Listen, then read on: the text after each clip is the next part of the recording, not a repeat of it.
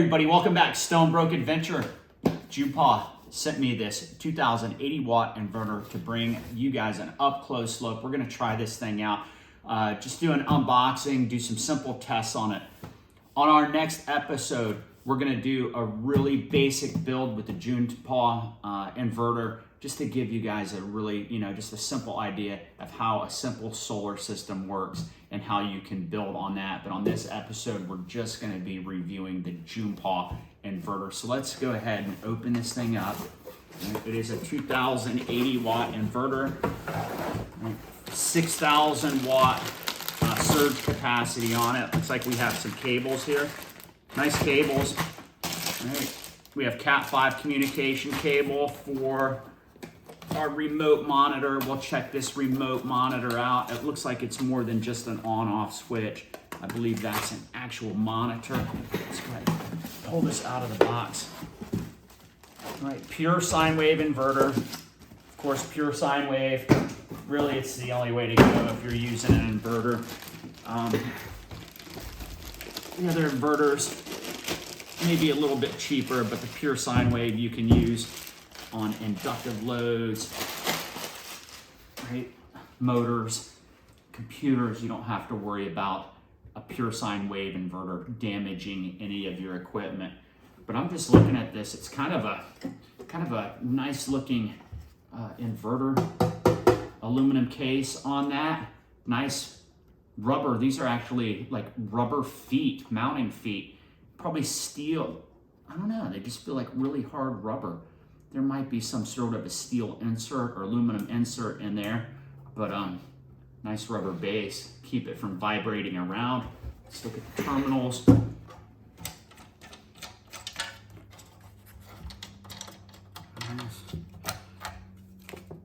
Right, nice looking lugs on that. 2 fans to keep it cool.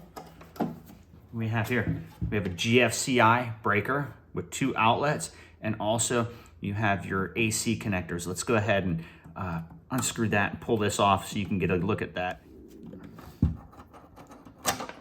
Right? Real simple connectors.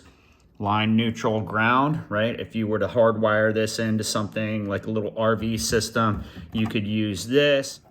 Yeah, look here, these are just rubber covers on the mounting brackets, so you can keep those on if you want them, leave them off. They are removable, so that's kind of a cool little feature. On-off switch. You got some dip switch settings here. We'll take a look at that. There's your remote port, right? And here's our specifications. Rated power, of course, is a 2080 watt. Maximum output power for 1 minute is greater than 2080 to 2392. That's for 1 minute, right? And then what's this? 0.3 milliseconds at 6,000 watts. This thing will automatically shut off to protect it. 50 or 60 hertz. Yeah, just looking at this specification sheet, actually one of the most detailed spec sheets I've seen on an inverter. It has overload protection, under voltage protection, a lot of protections on this, and all that is listed right here in this spec sheet. Real detailed. It has all the dimensions on it. So yeah, the attention to detail on this inverter, actually better than what I was expecting on this.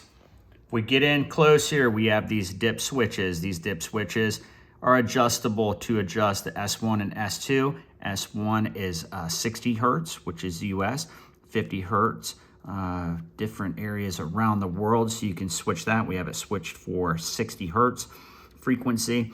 And then your voltage setting here, we can do 120, right, or 110. We're set at 120, so that's what those dip switches are for. So super versatile little inverter. If we get in real close here on the wire they sent us, right? Good heavy wire on that 2 gauge wire, 280W wire. Right, so heavy wire, we don't have to double those up. Cat 5 communication cable. I think what we're gonna do now, we're gonna hook a couple of these batteries in parallel. That way it will handle kind of the max load on this. We're gonna go ahead, run some heavy loads on this, see how this thing operates. Okay, so we have this thing all set up, ready to run some load tests on it. We've got a high-draw little vacuum cleaner here, inductive load. It's gonna pull a lot of amps, right? We have our resistive load, our heat gun here. There's our inverter. We're gonna use the remote, check out the monitor on that. We're gonna check some voltage drop on that when the loads are running. Got a couple batteries hooked in parallel, right? We need that parallel set up because each one has 100 amp BMS. We're gonna be pulling more than 100 amps on that, so we needed 2 of those just to expand the capacity on that to be able to handle the amp draw on that. Let's take a look at the setup here, the inverter. I say real nice looking inverter, right? We've got our communication cable set up, dip switches set. We'll do a little switch on that. That way you can see how that changes. All right, GFCI outlets.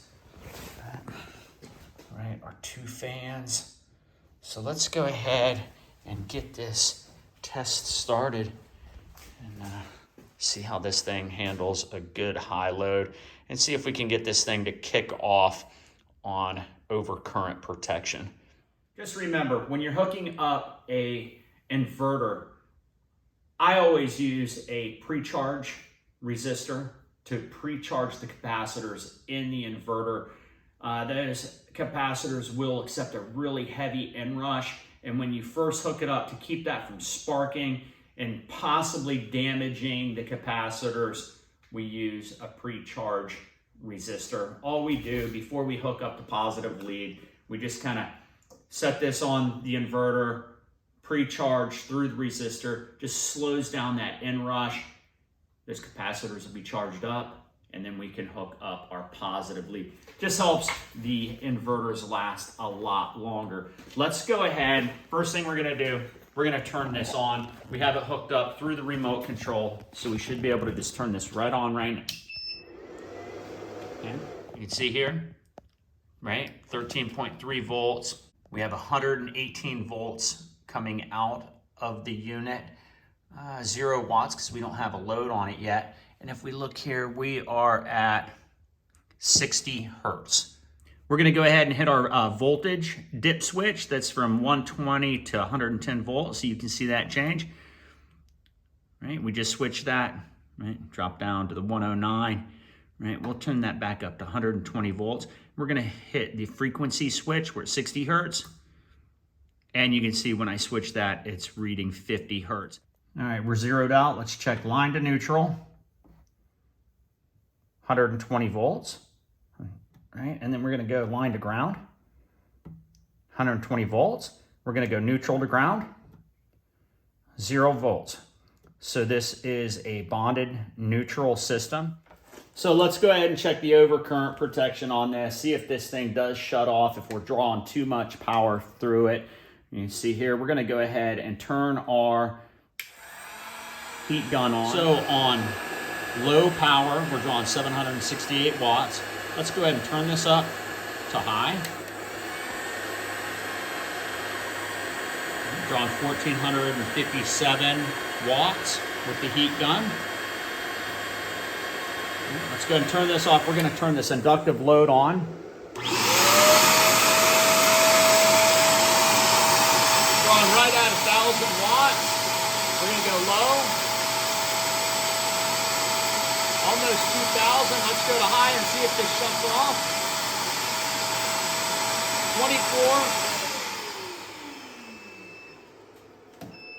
24. Right? It is overcurrent protected. Sent off the audible signal. Let's go ahead and shut it off to reset this. So the overcurrent protection on the unit definitely works. All right, let's go ahead and check and see if this has any voltage drop. A lot of inverters, as you put that load on, that voltage will drop down. Let's see if this thing can maintain voltage on a high load. We'll turn the heat gun on low power. Let's check our voltage right now. 120 volts, right? So we have 0 voltage drop. Let's turn this on high and see if we can maintain that 120 volts.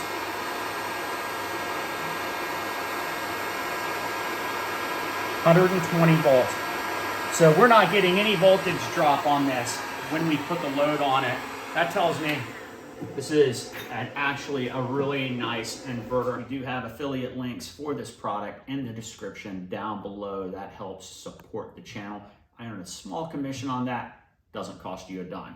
So the LGE 280 Ti Junbpaw inverter, really nice inverter. We've got the ground neutral bond on that, so it's really compatible with US electrical systems. Comes with your 2-gauge cable, nice and flexible, nice attention to detail. We have the remote control that gives you all the information on the remote control. Ground fault, circuit interrupters, just a really nice, good looking, compact 2000 watt inverter. We're happy with it. So from Stonebrook Adventure, until next time, bloop.